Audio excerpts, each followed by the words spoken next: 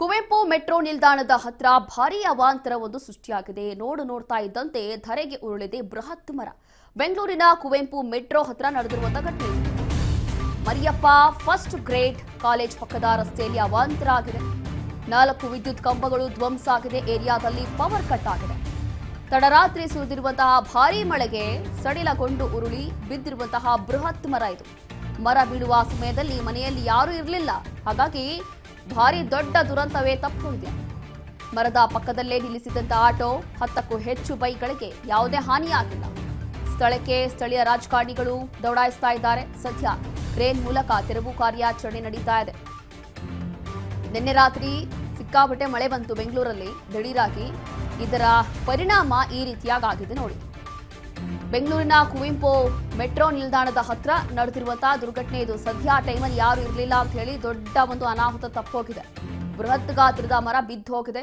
ಸದ್ಯ ಕ್ರೇನ್ ಮೂಲಕ ಇದನ್ನ ತೆಗಿತಾ ಇದ್ದಾರೆ. ಬೆಂಗಳೂರಲ್ಲಿ ಮಳೆ ಬಂತು ಅಂತಂದ್ರೆ ಇನ್ನೇನ್ ಪರಿಸ್ಥಿತಿ, ಇನ್ನೇನ್ ತಾನೇ ನಾವು ನಿರೀಕ್ಷೆ ಇಡಕ್ಕಾಗತ್ತೆ.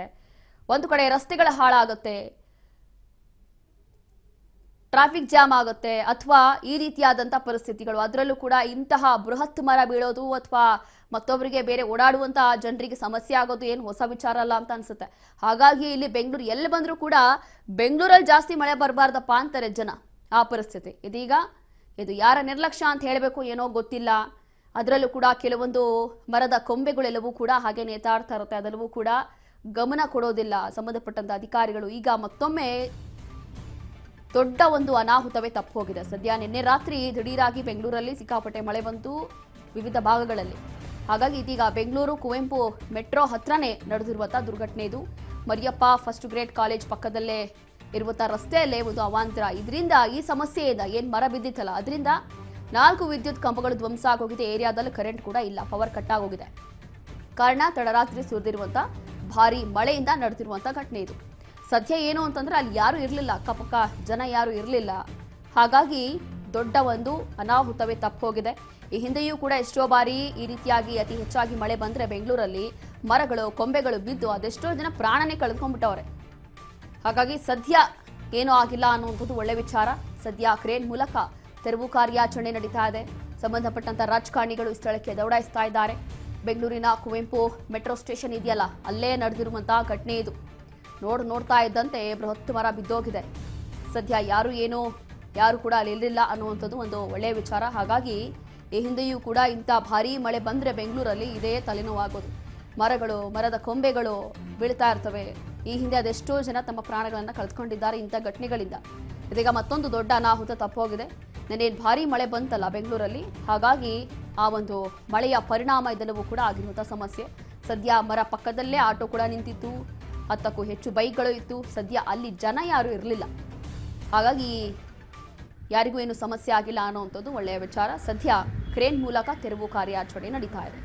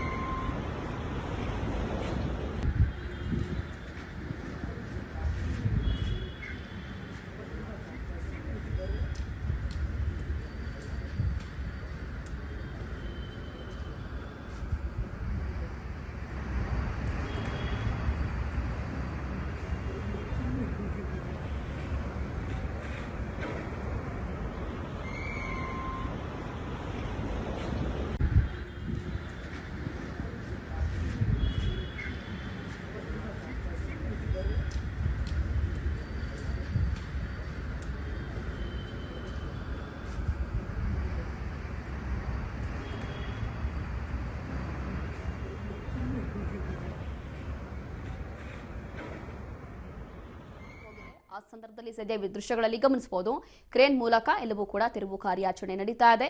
ಸದ್ಯ ಅಲ್ಲಿ ಆಟೋ ನಿಂತಿತ್ತು, ಬೈಕ್ಗಳು ಇತ್ತು, ಎಲ್ಲವೂ ಕೂಡ ತಿರುವು ಕಾರ್ಯಾಚರಣೆ ಮಾಡಲಾಗ್ತಿದೆ.